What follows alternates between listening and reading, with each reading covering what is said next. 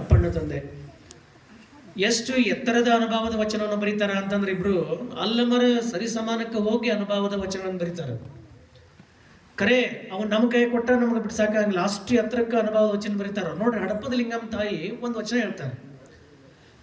ಎಷ್ಟು ಎತ್ತರಕ್ಕೆ ಹೋಗಿ ಹಡಪದ ಲಿಂಗಮ್ಮ ತಾಯಿ ವಚನ ಬರ್ತಾರಂದ್ರೆ ಯಾವಾಗಲೂ ಅಜ್ಜರು ಹೇಳ್ತಿರ್ತಾರ, ಆ ಶರಣರು ಅಷ್ಟು ಎತ್ತರಕ್ಕೆ ವಚನ ಬರ್ದಾರಲ್ಲ, ಅವ್ರದ್ದು MA ಫಿಲಾಸಫಿನ PhD ಬಿಡಿಸ್ಲಾಕಾಗ್ಲಿಕ್ಕೆ ಎತ್ತರಕ್ಕೆ ಬರೀತಾರಲ್ಲ, ಆ ಶಕ್ತಿಯ ಜ್ಞಾನವನ್ನು ಯಾರ ಧಾರೆ ಎರೆದ್ರು ಅಂತ ಕೇಳಿದ್ರೆ ಅವರಿಗೆ ನಮ್ಮಪ್ಪ ಕಲ್ಯಾಣದ ಬಸವಣ್ಣ ಲಿಂಗ ಅನ್ನುವಂಥ ತತ್ವವನ್ನು ಅಂಗಕ್ಕೆ ಕೊಟ್ಟ ಆ ಶಕ್ತಿಯನ್ನು ಧಾರೆ ಎರೆದ. ಕರೆ ನಾವೆಲ್ಲರೂ ಇವತ್ತ ಶರಣರ ಕುಲವನ್ನು ವಿಂಗಡಿಸಿ ಅವ್ರು ನಮ್ಮವರು ಅಂತ ಅವ್ರು ಹಿಡ್ಕೊಂಡೇ ಹೊರತು ಅವ್ರ ಆಚರಣೆ ಮಾಡಿದಂಥ ತತ್ವ ಎಲ್ಲರೂ ಬಿಟ್ಬಿಟ್ಟೇವ್ ನಾವು. ಕರೆ ಹಡಪದ ಲಿಂಗಮ್ಮ ತಾಯಿ ಆಗಿರ್ಬೋದು, ಅಪ್ಪಣ್ಣ ತಂದೆ ಆಗಿರ್ಬೋದು, ಮಡಿವಾಳ ಮಾಚದೇವ ತಂದೆ ಆಗಿರ್ಬೋದು, ಒಟ್ಟ ಆಯಾ ಕಸುವಿನ 12ನೇ ಶತಮಾನದ ಶರಣರ ಕಸುಬುಗಳನ್ನು ಆಯ್ಕೆ ಮಾಡಿದಂಥ ಆ ಪ್ರಮಥರನ್ನ, ಆ ಅನುಭವಿಗಳನ್ನ ನಮ್ಮ ಕುಲದವರು ಅಂತ ಎದೆ ತಟ್ಟು ಹೇಳ್ಕೊಳಕತ್ತೇವಿ. ಆದ್ರೆ 12ನೇ ಶತಮಾನದ ಅಪ್ಪ ಬಸವಣ್ಣನವರ ಸಿದ್ಧಾಂತಗಳು ಹೆಜ್ಜೆ ಇಟ್ರಲ್ಲ, ಹಂಗೆ ಹೆಜ್ಜೆ ಇಡಕ್ಕೆ ನಾವು ಯಾರು ತಯಾರಿಲ್ಲಲ್ಲ. ಯಾಕಂತ ಪ್ರಶ್ನೆ ಎಲ್ಲ ಇದೆ. ಅವ್ರು ನಮ್ಮವರು ಅಂತ ಎದೆ ತಟ್ಟು ನಾವೆಲ್ಲರೂ ಹೇಳ್ಕೊತೀವಿ, ಆದ್ರೆ ಅವ್ರಿಟ್ಟಂತ ಹೆಜ್ಜೆಗಳು ನಾವು ಯಾರು ಇಡಕತ್ತೇ ಇರಲ್ಲ. ಎಲ್ಲರೂ ಇಡಕತ್ತಿಲ್ಲ ಅಂತ ಹೇಳಕತ್ತಿಲ್ಲ. ಭಾಳ ಕಡಿಮೆ ಮಂದಿ ಯಾವುದನ್ನ ಎಡಗಾಲಿಂದ ಜಾಡಿಸುವುದು ಬಲಗಾಲಿನ ಮೂಲಕ ಹೊಸ ಸಿದ್ಧಾಂತವನ್ನು ಬಸವ ತಂದೆ ಕಟ್ಟಿದ್ರಲ್ಲ, ಅದನ್ನ ಬ್ಯಾಡ ಅಂತ ಹೋದ್ರಲ್ಲ, ಅದು ಬೇಕು ಅಂತ ಕಟ್ಟಿ ಇಟ್ಕೊಂಡಿವಲ್ಲ ನಾವು. ನೋಡ್ರಿ, ನಿಮ್ಗೊಂದು ಮಾತು ಹೇಳಕ್ ಇಷ್ಟಪಡ್ತೀನಿ ನಾನು. ರಾಣಿ ಚೆನ್ನಮ್ಮ ಅಂದ್ರ ನಮ್ಗೆ ಯಾರು ತಲೆಗೂ ಹಾಕಿ ಪಂಚಮಸಾಲಿ ಯಾವ ಹುಚ್ಚುಕೊಳ್ಳೋದಿದ್ದಿಲ್ಲ. ರಾಣಿ ಚೆನ್ನಮ್ಮ ಅಂದ್ರೆ was the first independence lady in the freedom fighter in India. Is the first. ನಮ್ಮ ತಲೆಗೆ ಅಷ್ಟೇ ಇತ್ತು. ನಾವು ಪ್ರೈಮರಿ ಓದೋ ಮುಂದಾಗೆ ರಾಣಿ ಚೆನ್ನಮ್ಮ ಅಂದ್ರೆ it was the first lady in the Indian freedom fighter, ಇದ ಲೇಡಿ. ಇದು ನಮ್ಮ ತಲೆಗಿತ್ತು. ಅದನ್ನ ತೆಗೆದೋಗ ನಾವು ಮಟ್ಟಿಗೆ ಪಂಚಮಸಾಲಿ ಅಂತ ಸಿಕ್ಕಾಕೊಂಡ್ಬಿಟ್ಟಿವಿ. ಅವಾಗ ಅದು ಕಾಮನ್ ಆಯ್ತು ಅಥವಾ ಒಂದು ಮೀಸಲಾತದು ಎಲ್ಲರಿಗೂ ಆರಾಧ್ಯ ಅನ್ನೋದು ಹೋಗ್ಬಿಡ್ತು. ಟಿಪ್ಪು ಅಂದ ತಕ್ಷಣ ಆ ಕಾಲದ ಬ್ರಿಟಿಷರಿಗೆ ಸಿಹಿಯ ಸ್ವಪ್ನಾಗಿದ್ದ ಅಂತ ನಮ್ಮ ತಲೆಗೆ ಬರ್ತಿತ್ತು. ಅದು ನಮ್ಮದು ಅಂತ ಒಂದು ಜಯಂತಿ ಮಾಡಕ್ಕೆ ಹೋಗಿ ಏನಾಗ್ಬಿಡ್ತದ. ನಾ ಹೇಳಕತ್ತಿದ್ದು, ಹಡಪದ ಶಿವಶರಣ ಅಪ್ಪಣ್ಣ ಮತ್ತು ಲಿಂಗಮ್ಮ ತಾಯಿಯವರು ಜಯಂತಿ ಮಾಡ್ಬೇಡ್ರಿ ಅಂತ ಹೇಳಕತ್ತಿಲ್ಲ, ಮಾಡ್ಲೇಬೇಕು. ಎಲ್ಲಿ ಬೆಳಕತ್ತೀವಿ ನಾವೆಲ್ಲ ಅಂತಂದ್ರ ಅವ್ರ ಜಯಂತಿಯನ್ನ ಮಾಡಕತ್ತೀವಿ, ಆದ್ರೆ ಅವರ ಆಚರಣೆನ ಮಾಡಕತ್ತಿಲ್ಲ, ಅಲ್ಲಿ ನಾವೆಲ್ಲರೂ ಬೆಳಕತ್ತೀವಿ. ಅದಕ್ಕೆ ಬಸವ ತಂದೆ ಏನ್ ಮಾಡಿದ ಅಂತಂದ್ರ ಎಲ್ಲರನ್ನು ಅರಮನೆ ಅಂಗಳಕ್ಕೆ ಹಿಡಿಯಾಗಿ ಎಳೆತಂದ ತನ್ನ ಅನುಭವ ಮಂಟಪಕ್ಕೆ ಅವ್ರೆಲ್ಲರಿಗೂ ಕಸವನ್ನ ಮೂಲವಾಗಿಸ್ಲಿಲ್ಲ. ವೃತ್ತಿ ಬೇರೆ, ಜೀವನ ಬೇರೆ, ಜೀವನ ಬೇರೆ, ಉಪಜೀವನ ಬೇರೆ.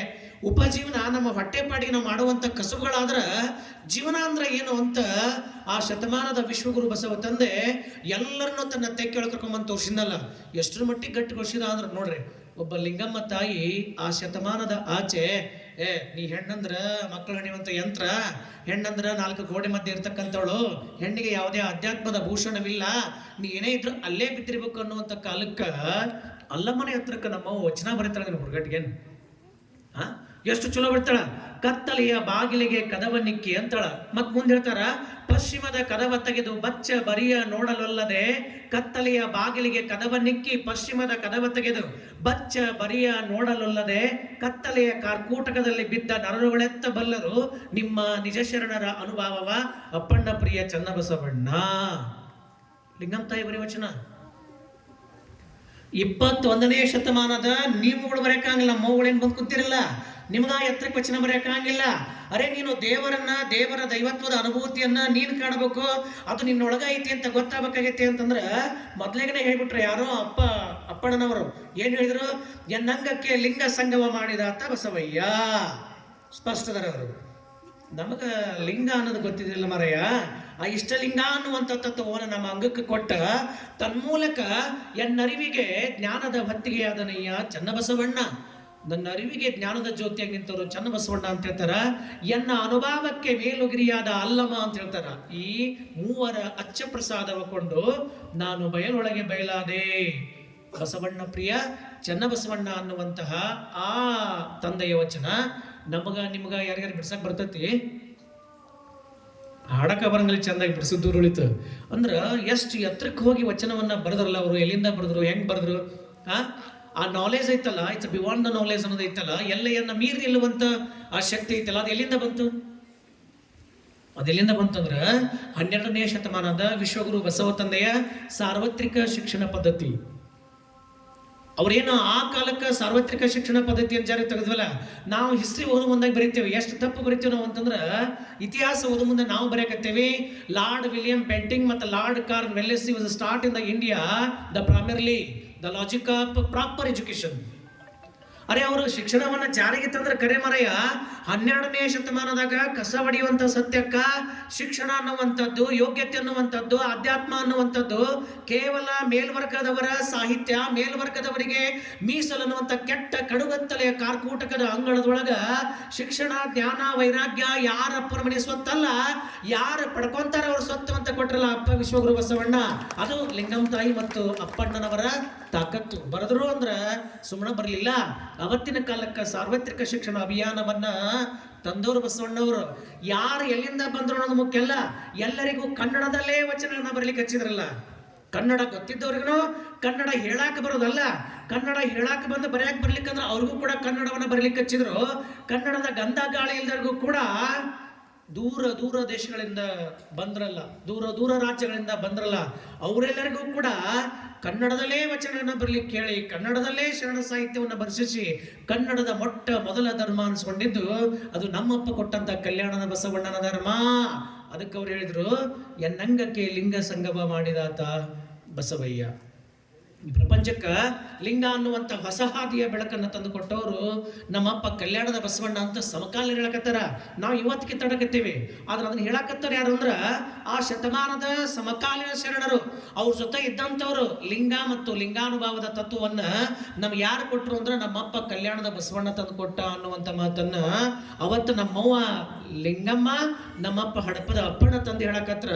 ಇವತ್ತು ಟೆಕ್ಸ್ಟ್ ಬುಕ್ ನೊಳಗೆ ಅವ್ರ ಬಗ್ಗೆ ಸ್ಪಷ್ಟವಾಗಿ ಇತಿಹಾಸವನ್ನು ಬರೆದ್ರ ಅದನ್ನು ವಿರೋಧ ಮಾಡಕ್ ಒಂದು ವರ್ಗ ನಿಂತತಿ ಅಂತಂದ್ರ ಸಮಕಾಲೀನ. ನಮ್ಮಪ್ಪ ಹೆಂಗದನ ಅಂತ ನಮ್ಗೆ ಚೆನ್ನಾಗಿ ಗೊತ್ತಿರ್ತದೆ ಹೊರತು ನನಗಿಂತ ನಮ್ಮ ಅವು ಚಲೋ ಗೊತ್ತಿರ್ತದೆ. ಯಾಕಂದ್ರೆ ಅರ್ಧಾಂಗಿರ್ತಾಳೆ ನೋಡ್ರಿ, ಅರ್ಧಾಂಗೇನು ಅರ್ಧಾಂಗಿನಿ ಹ್ಞೂ ಅನ್ನಕತ್ತಿರಲ್ಲ ಎಲ್ಲದಕ್ಕೂ.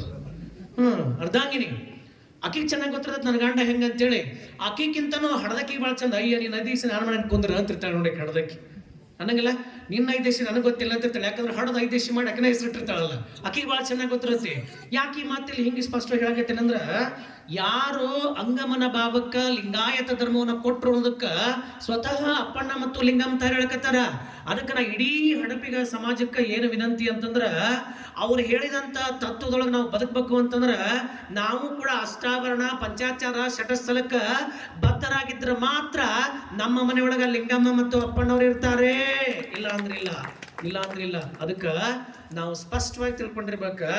ಶರಣರ ಹಾದಿಯೊಳಗ ಹೊಂಟೇವಿ ಅಂತಂದ್ರ ನೆನ್ಪಿಟ್ಕೋರಿ, ಆ ಕಾಲದೊಳಗ ಕೆಟ್ಟ ಕಾಲದ ಆ ಘಟ್ಟದೊಳಗೆ ಹೇಳ್ತಿದ್ರು, ಎತ್ ಹುಟ್ಲೆ ಅವ್ರ ಮುಖ ನೋಡಿದ್ರನ ಕೆಟ್ಟ ಅನ್ನುವಂಥ ಕಾಲದೊಳಗ ನಮ್ಗೆ ಅವರೇ ಬೇಕು. ಯಾಕಂದ್ರೆ ಶಿವಭಕ್ತರ ಮುಖವ ಹೇಳ್ತಾರೆ ಅವರು, ಶಿವಭಕ್ತರಲ್ಲದವರ ಮುಖವ ನೋಡಲಾಗದಯ್ಯ. 6 ನಿತ್ಯ ಅರ್ತಿಯಲ್ಲಿ ಲಿಂಗವ ಪೂಜಿಸಿ ನೊಸಳಿಗೆ ಭಸ್ಮವನ್ನು ಧರಿಸಿ ಅಂಗಮನ ಭಾವದೊಳಗೆ ಸಂಗನ ಬೆಳಕ ಕಂಡಂತಹ ಮಹಾಮೈಮನ ದರ್ಶನವ ತೋರಿ ಬದುಕಿಸ ಅಪ್ಪಣ್ಣ ಪ್ರಿಯ ಚನ್ನಬಸವಣ್ಣ ಅಂತ ನಮ್ಮ ಲಿಂಗಮ್ಮ. ಅಂತಿನ ದರ್ಶನ ಬೇಡ, ಗೆಟ್ ಲಾಸ್ಟ್ ಅಂತಾಳೆ. Nobody see the who body the must properly involve the devotee of Shivabhakta or the devotee in the Shiva.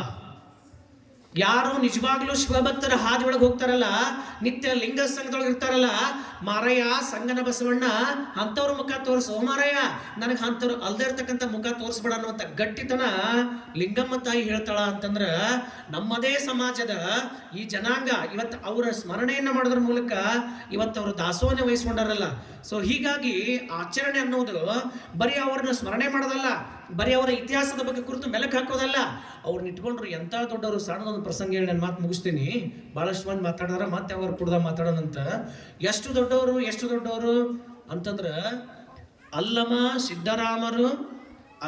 ಸಿದ್ದರಾಮರು ಲಿಂಗ ಪೂಜೆಗೆಂದು ತನ್ನೊಳಗೆ ನೀನು, ನಿನ್ನೊಳಗೆ ನಾನು ನೀನೆಂಬ ಉಭಯವನ್ನಳಿದು ನಿತ್ಯ ನಿರಂಜನನ ಬೆಳಗಿನಲ್ಲಿ ಓಲಾಡುವಲ್ಲಿ ಹೊರ ಪ್ರಪಂಚದ ಅರಿವಿರಂಗಿಲ್ಲ ಅಂತ ಬಸವಣ್ಣವರು ಬಸವಾದಿ ಪ್ರಮತ್ ಹೇಳ್ತಾರ. ಹಾಗೆ ತುರ್ಯಾವಸ್ಥೆಗೆ ಹೋಗಿ ಲಿಂಗ ಪೂಜೆ ಕುಂತಾಗ ಅಲ್ಲಮ ಮತ್ತು ಸಿದ್ದರಾಮ ತಂದೆಯವರು ಬಸವಣ್ಣನವರ ಮನೆ ಅಂಗಳಕ್ಕೆ ಬಂದಾಗ ಅವರನ್ನ ವ್ಯವಸ್ಥಿತವಾಗಿ ದ ಪರ್ಸನಲ್ ಸೆಕ್ರೆಟರಿ ಇಂದ PA ಅಂತ ಕರಿತೀವಲ್ಲ ನಾವೀಗ, ದೊಡ್ಡ ಮಿನಿಸ್ಟರ್ ಇರಂಗಿಲ್ಲ personal secretaries. The IAS hands, I think AS and IAS hands, it's ಅವ್ರು ಇರ್ತಾರೆ, ಅವ್ರಿಗೆ ಏನು ಮಾಡಬೇಕು, ಯಾರು ಬಂದಾರ, ಎಷ್ಟು ಮಾತಾಡಬೇಕು, ಏನು ಮಾತಾಡಬೇಕು, ಯಾವ ವೇದಿಕೆ ಅಂತೇಳಿ ರಾಜಕಾರಣಿಗಳನ್ನ ಹ್ಯಾಂಡಲ್ ಮಾಡೋ ಯಾರು ಅಂತಂದ್ರೆ IAS ಗೊತ್ತಿರಲಿ ನಿಮಗೆ. ಎಲ್ಲೋ ಒಬ್ಬರು ಎಲ್ಲ ಡಾಕ್ಟರ್, ಯಾರು ಡಾಕ್ಟರ್ MLA MP ಆಗಿರ್ತಾರಣ, ಏನು ಹೆಬ್ಬೆಟ್ರಿತರ ಆಗಿರ್ತಾರೆ, ಏನು ಮಾಡ್ಬೇಕು ತಗೊಂಡು. ನಾ ಹೇಳಾಕತ್ತಿದ್ದು ಏನಂತಂದ್ರೆ ದ ಬಿವಾಂಡ್ ದ ನಾಲೆಜ್, ಹಂಗೆ ನಾಲೆಜ್ ಇರ್ಬೇಕಲ್ಲ. ಹಂಗ ಅಪ್ಪಣ್ಣ ತಂದೆ ಅವರನ್ನ ತಮ್ಮ ಆಪ್ತರಾಗಿ ಇಟ್ಕೊಂಡಿದ್ರು ಅಂತಂದ್ರ ಅಪ್ಪಣ್ಣವರ ಜ್ಞಾನ ಎಷ್ಟರ ಮಟ್ಟಿಗೆ ಇರ್ಬೋದು, ಆ ಜ್ಞಾನವನ್ನ ಬಸವ ತಂದೆ ಅವ್ರಿಗೆ ಎಷ್ಟರ ಮಟ್ಟಿಗೆ ದಾರಿ ಎರೆದಿರ್ಬೋದು. ಎಂತ ಚಲೋ ಪ್ರಸಂಗ ನೋಡ್ರಿ, ಎಂತ ಚಲೋ. ಮಹಾನುಭಾವಿಗಳಿಬ್ಬರು ಶರಣರ ಸಂಘಕ್ಕೆಂದು ನಿನ್ನ ಮನೆಯ ಅಂಗಳಕ್ಕೆ ಬಂದು ನಿಂತಡೆ ನೀನು ನುಡಿಯುತ್ತಿಪ್ಪೆ ಅಪ್ಪಣ್ಣ, ನಿಮ್ಮ ಬಸವಯ್ಯ ಲಿಂಗ ಪೂಜೆಯ ಅನುಸಂಧಾನಕ್ಕೆ ಹೋಗೇನೆಂದು ನುಡಿಯುತ್ತಿಪ್ಪೆಯಲ್ಲ. ಯಾವ ಪ್ರಮತರೇ ಬಂದು ನಿಂತಾಗ ಪೂಜೆಯಲ್ಲಿ ಇದೆ ಹೇಳ, ಮಾಟ ಕೂಟದ ಸಂಘವೇ ನಾವಾದ ಕಾರಣ ಬರಲಲ್ಲೇ ಎಂದು ನುಡಿಯುತ್ತಿಪ್ಪೆನೆಂದರೆ ನಿಮ್ಮ ಮನೆಯಂಗಳಕ್ಕೆ ಬಂದು ಏನು ಪ್ರಮತರು ನೊಂದರೆ ಶಿವನು ಒಲಿದಾನೆಯೇ? ಇದು ಅಲ್ಲಮ್ಮನ ಪ್ರಶ್ನೆ ನೋಡ್ರಿ, ಎಷ್ಟು ಚಂದ ಉತ್ತರ ಕೊಡ್ಬೇಕು ಅದಕ್ಕೆ. ನೀವಾಗಿದ್ರ ಹೌದು ಬಿಡ್ರಿ, ನಿಮ್ದು ಕರೆ ತಿಳಿದು ಸುಮ್ಮನೆ ಬಸವಣ್ಣಗೆ ಏನೇ ಸರಿ ಇರಕ್ಕಿಲ್ಲ ಅಂತ ನೀವು ಅಂದ್ಬಿಡ್ತೀರಿ. ಹ್ಯಾಂಡಲ್ ಮಾಡೋದೈತಲ್ಲ ದ ಸೆಕ್ರೆಟರಿ, ದ PA ಹೆಂಗಿರ್ಬೇಕು ಅಂತಂದ್ರೆ ಎಷ್ಟು ಚಂದ ಅಪ್ಪಣ್ಣವ್ರು ಹೇಳ್ತಾರ. ಇಲ್ಲ ಇಲ್ಲ ಮಹಾನುಭಾವಿಗಳೇ, ನಿತ್ಯ ಬಯಲು ಮೂರ್ತಿಯ ಗಳಿಕೆಯಂತೆ ಬೆಳಗುತ್ತಿಪ್ಪಿರಿ ಈ ನಮ್ಮ ಅನುಭಾವದ ಅಂಗಣದ ಮುಂದೆ. ಬಯಲಮೂರ್ತಿಯ ಬೆಳಗಾಗಿ ಬೆಳಗುತ್ತಿಪ್ಪಿರಿ ನಮ್ಮ ಈ ಅನುಭಾವ ಮಂಟಪದ ಅಂಗಳದಲ್ಲಿ, ಅರಿವಿನ ಮನೆಯ ಅಂಗಳದಲ್ಲಿ. ಎಮ್ಮಯ್ಯ ಬಸವಯ್ಯ ನಿತ್ಯ ಅರ್ಚನೆಗೆಂದು ಹೋಗಿಹರು, ಅವರು ಹೋಗಿರುವುದು ಆ ಬೆಳಗು ನಿಮ್ಮೊಳಗೂ ಇದೆ, ಅವರೊಳಗೂ ಇದೆ. ನಾನು ಕೇಳಿ ಬರುತ್ತೇನೆ, ಕೋಪಿಸಿಕೊಳ್ಳಬೇಡಿ ಅನ್ನುವಂಥ ಮಾತನ್ನು ಹೇಳ್ತಾರಲ್ಲ. ಈಗಿನ PAಗಳ ಕೈಯಾಗಿ ಏನಾದ್ರೆ ಅವ್ರು ಗಮನಿಸಲಿಲ್ಲ ಅಂತಂದ್ರೆ ದಬ್ಬ ಹಾಕಿಬಿಟ್ಟಿರ್ತಾರೆ MLAಗಳನ್ನ MP ಗಳನ್ನ. ಯಾಕಂದ್ರೆ ದೊಡ್ಡ ಮನುಷ್ಯರ ಅವ್ರ ಬಗ್ಗೆ ನಿಮಗೆ ಗಮನ ಇಲ್ಲ ಅಂದ್ರೆ ನಿಮ್ಮನ್ನ ಮಾರಿಬಿಟ್ಟಿರ್ತಾರೆ, ಅವ್ರಿಗೆ ಗೊತ್ತಿರಂಗಿಲ್ಲ ಅವ್ನು ಮಾರಿದ್ದವ್ರಿಗೆ. ಆದ್ರೆ ಅವ್ರು ಹೇಳಕತ್ತಾರ, ನೀವು ಅನುಭಾವಿಗಳೇ ಬಂದಿರ್ತೀರಿ, ನಿಮ್ಮೊಳಗೂ ಶಿವಕಳೆ ಉಂಟು, ಶಿವನ ಪ್ರಸಾದಕ್ಕೆಂದೇ ಎಮ್ಮಪ್ಪ ಹೋಗಿ ಏನೋ ವಿಚಾರಿಸಿ ಬರುವೆ ಅಂತ ಒಳಗೆ ಹೋಗ್ತಾರ. ಆ ಅಂಗ ಮನ ಭಾವ ಲಿಂಗದ ಬೆಳಗಲ್ಲಿ ತುಂಬಿರ್ತಿತ್ತು. ಹೆಂಗ ಮಾಡ್ಲಿ ಅಂತ ಒಳಗೊಳಗ ಒದ್ದಾಡ್ಕೊಂತ ಬಂದು ನಿಂತು ಹೇಳ್ತಾರ, ಅಯ್ಯ ಅಯ್ಯ ನೀವಿಲ್ಲಿ ಪ್ರಾಣ ಸಮೇತ ಲಿಂಗದ ನೆನಹಿನ ಅಂಗಳಕ್ಕೆ ಹೋಗಿರಿ, ಪ್ರಾಣ ಸಮೇತ ಲಿಂಗದ ನೆನಹಿನ ಅಂಗಳಕ್ಕೆ ಹೋಗಿರಿ, ಪ್ರಾಣ ಜ್ಯೋತಿಗಳೆರಡು ಹೊರಗೆ ನಿಮಗಾಗಿ ಕಾಯುತ್ತಿಪ್ಪವು, ನೀವು ಬರುವಿರಾ ಅಯ್ಯ ಅಂತ ಕೇಳಿದಾಗ ಯಾವ ಹೊರಗಿನ ನೆನಹೂ ಇಲ್ಲದೆ ಅನುಭವದ ಎತ್ತರಕ್ಕೆ ಹೋದಾಗ ಸ್ತಬ್ಧವಾಗಿ ಲಿಂಗದ ಬೆಳಕಿನಲ್ಲಿ ಒಂದಾಗಿದ್ರಲ್ಲ, ಅವ್ರ ಉತ್ತರ ಬಂದಿಲ್ಲ, ಅದಕ್ಕೆ ಸಂಬಂಧಿಸಿದ ಉತ್ತರ ಕೊಡ್ಬೇಕಲ್ಲ. ಈಗ ಹೊರಗೆ ಹೋಗಿ ಅವ್ರು ಹೇಳಿಲ್ಲ ಅಂದ್ರೆ ಅದನ್ನ ಹ್ಯಾಂಡಲ್ ಮಾಡೋದು ಬೇಕಲ್ಲ. ಈಗ ಅದನ್ನ ಹ್ಯಾಂಡಲ್ ಮಾಡ್ಬೇಕಲ್ಲ. ಈಗ ನಮ್ಮ ಅಜ್ಜಾರ ಏನ್ರಂದ್ರೆ ಏನಾಗಯ್ಯ ಅಂತ ನಮ್ಗೆ, ಯಾಕಂದ್ರೆ ಅವ್ರಿಗೆ ಗೊತ್ತೈತಿ ಹ್ಯಾಂಡಲ್ ಮಾಡೋದು ಹೆಂಗೆ ಅಂತೇಳಿ. ಬೇರೆ ಯಾರಿಗೆ ಹೇಳಂಗಿಲ್ಲ ಅವ್ರು. ಯಾಕಂತಂದ್ರೆ ಅದು ಆ ಕಾಮನ್ ಸೆನ್ಸ್ ಇರ್ಬೇಕಲ್ಲ ಎಲ್ಲರಿಗೂ. ಎಲ್ಲರನ್ನೂ ಮುಂದಿಟ್ಕೊಳಕ್ಕಾಗಲ್ಲ, ಆ ಕಾಮನ್ ಸೆನ್ಸ್ ಇದ್ದರನ್ನ ಮುಂದಿಟ್ಕೋಕತಿ. ಅವ್ರು ಏನು ಅನ್ನಿಲ್ಲ, ತಮ್ಮೊಳಗೆ ತಾವು ಮೈ ಮರೆತು ಲಿಂಗಾರೋಡ್ರಾಗ ಕುಂತಿದ್ರು. ಹೊಳ್ಳಿ ಬರ್ತಾರ, ಬಂದಂತಾರ, ಅಯ್ಯ ಅಯ್ಯ ಮಹಾನುಭಾವರೇ, ಜಂಗಮ ಜ್ಯೋತಿಗಳೇ, ಎಮ್ಮಯ್ಯ ಬಸವಯ್ಯ ತನ್ನೊಳಗೆ ಲಿಂಗಾರೂಢನಾಗಿ ಕುಳಿತಿಹನು. ಆನು ನೊಂದಡೆ ನಮ್ಮ ಶರಣನ ನೊಂದಡೆ ಆನು ಬೆಂದೆ ಅನ್ನುವಂಥ ನಿಲುವು ನಮ್ಮ ಅಪ್ಪಂದು. ಅದಕ್ಕೆ ತಾವು ಅನ್ಯತಾ ಭಾವಿಸ್ಬೇಡ್ರಿ, ಒಂದಿಷ್ಟು ಒಳಗೆ ಬಂದು ಕುತ್ಕೊಂಡ್ರಿ ಅಂತಂದ್ರ ಇನ್ನೇನು ಕ್ಷಣ ಹೊತ್ತಿನೊಳಗ ನಿಮ್ಮ ದರ್ಶನಕ್ಕಾಗಿ ಅವರೇ ಬರ್ತಾರ ಅಂದಾಗ, ಓಹೋ ಪ್ರಾಣ ಜ್ಯೋತಿಗಳೇ ನಾವೆಂದು ನುಡಿಯುತ್ತಿಪ್ಪಿರಿ ಅಪ್ಪಣ್ಣನವರೇ, ನಾವೇ ಪ್ರಾಣ ಜ್ಯೋತಿಗಳಾದ ಮೇಲೆ ಮತ್ತೇಕೆ ಆ ಕುರಿನಲ್ಲಿ ಒಂದಾಗಿ ನಿಂತಿಯರು? ನಿಮ್ಮ ಶರಣರು ಬೆಂದೊಡೆ ಆನು ನೊಂದೆನನ್ನುವಂತ ಬಸವಣ್ಣನವರ ಮಾತು ಬಿದ್ದು ಹೋಗಿತ್ತಲ್ಲ, ನಾವು ನಿಮ್ಮ ಮನೆಯ ಅಂಗಳಕ್ಕೆ ಬಾರೆವು, ನಾವು ಹೋಗುತ್ತೇವೆ ಅಂತ ಹೊಂಟು ಬಿಡ್ತಾರ. ನಾವು ಹೊಕ್ಕೇನೆ ಅಂತ ಹೋಗುವಾಗ ಆ ಲಿಂಗಯ್ಯನ ಜೊತೆ ಕುಂತಿದ್ರಲ್ಲ, ಅವರು ಬಂದು ಹೇಳ್ತಾರ, ಅಯ್ಯ ಅಯ್ಯ ಇಬ್ಬರು ಮಹಾನುಭಾವಿಗಳು ನೋಡಿದರೆ ಅಲ್ಲಮ್ಮ ಸಿದ್ದರಾಮರಂತೆ ನಿಬ್ಬೆರಗಿನ ನೋಟದಲ್ಲಿ ಕಾಣುತ್ತಿಪ್ಪರು, ನೀವು ಲಿಂಗ ಮುದ್ರೆಯಲ್ಲಿ ಕುಳಿತಿರಿ, ಅವರು ಬೇಡವೆಂದು ಹೊರಟು ಹೋದರು, ಅಯ್ಯ ನನ್ನ ಗತಿ ಏನೇ ಅಂತ ಅವರು ವಿಲವಿಲ ಒದ್ದಾಡಕತ್ತಾಗ ನೋಡ್ರಿ ಆ ಅನುಭವ, ಆ ನೆನಹು ಆ ಜೀವಕ್ಕೆ ಹೋಗಿ ಮುಡ್ತು. ಹೇಳ್ತಾರೆ, ಎಷ್ಟು ಚಂದ ಬರೀತಾರೆ ನೋಡ್ರಿ. ಪ್ರಾಣ ಜ್ಯೋತಿಯೇ ತನಗೆಂದು ಕಳೆಗುಂದದೆ ಹೋಗಿತ್ತು ಅಲ್ಲಮ್ಮ ಸಿದ್ದರಾಮರಡಿಗೆ, ಅಯ್ಯ ಅಯ್ಯ ನೀವು ಹೋದರೆ ಆನು ಬೆಂದೆ. ಇದನ್ನ ಹೋಗಿ ಹೇಳ್ತಾರ ಮಾಚಿದೇವ್ರ ಮುಂದೆ. ಎಂತ ದೊಡ್ಡ ಪ್ರಸಂಗ ಅದ. ಸುಮ್ಮನೆ ಅವನ ಸಂಸ್ಥದಾಗ ನಾ ಪೊಣ್ಸಕತ್ತೇನೆ, ನನಗೀಗ ಅವನ ಸಂಸ್ಥದ ಹಂಗ ಪೊಣ್ಸಕತ್ತೇನೆ. ಎಂತ ದೊಡ್ಡ ಪ್ರಸಂಗ ಅಂತ ನಿಮ್ಗೆ ಹೇಳ್ತೇನೆ. ಅವರಿಬ್ಬರು ಹೊಂಟಾರ ಅನ್ನೋ ಶಬ್ದ ಬಸವಣ್ಣನವರ ಕರ್ಣಕ್ಕೆ ಯಾವಾಗ ಬಿತ್ತೋ, ಮಹಾಜಂಗಮ ಜ್ಯೋತಿಗಳು ಬಂದಿಹರು ಆರು ಅಂದ್ರ ಅಲ್ಲಮ್ಮ ಮತ್ತು ಸಿದ್ದರಾಮರು ಅಂತ ಹೇಳಿ ತಿಳ್ಕೊಂಡ ಲಿಂಗ ಪೂಜೆ ಕುಂತಂತ ಜೀವ ದೇಹ ಅಲ್ಲೇ ಕುಂತಿತ್ತು.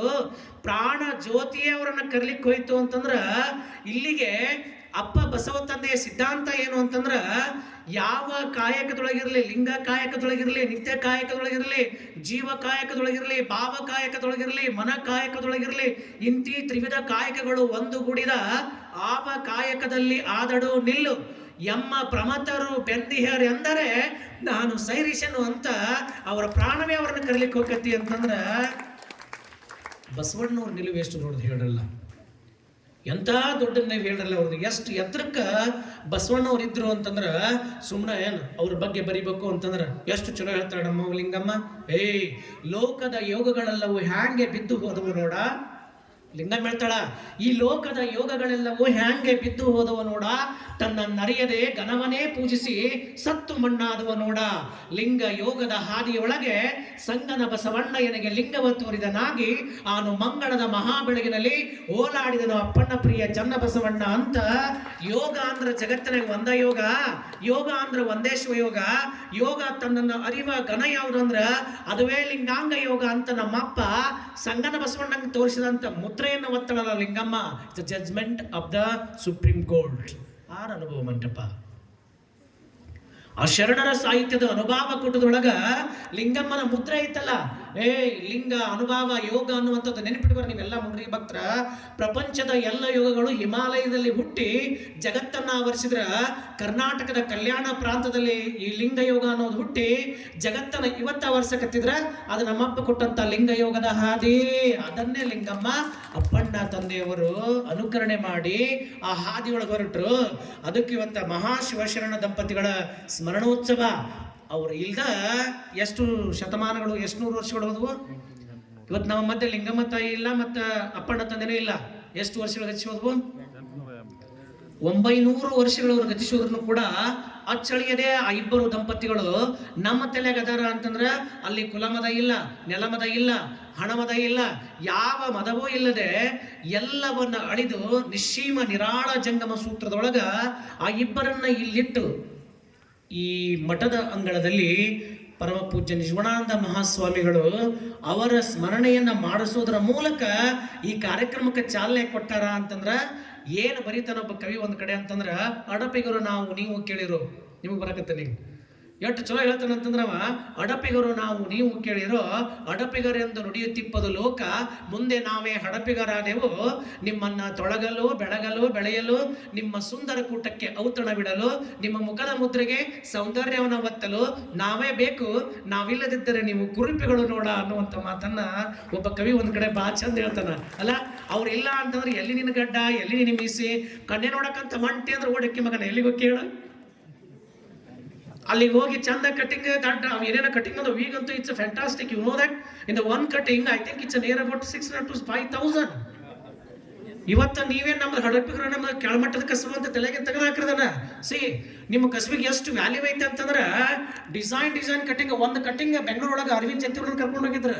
ಗೋದ್ರೇಜ್ ಅಪಾರ್ಟ್ಮೆಂಟ್ ಐತಲ್ಲ ಅಲ್ಲೇ ಒಂದು ಕಟಿಂಗಿಗೆ ಎಷ್ಟು ತೊಗೊಂಡ್ರ ಅಂದ್ರೆ ಅವರು ಹಿಂಗೆ ಟರ್ಪು ಮಾಡಿ ಏನು ಹೊಡೆದ್ರ ಆ ಕರೆಂಟ್ ಟಚಿಂಗ್ ಕೂದಲ ಸೀದಾ ಮಾಡಿದ್ರೆ ಇಷ್ಟು ಮಾಡಕ್ಕೆ 950 ರೂಪಾಯಿ ಚಾರ್ಜ್ ಮಾಡ್ಯಾನವ.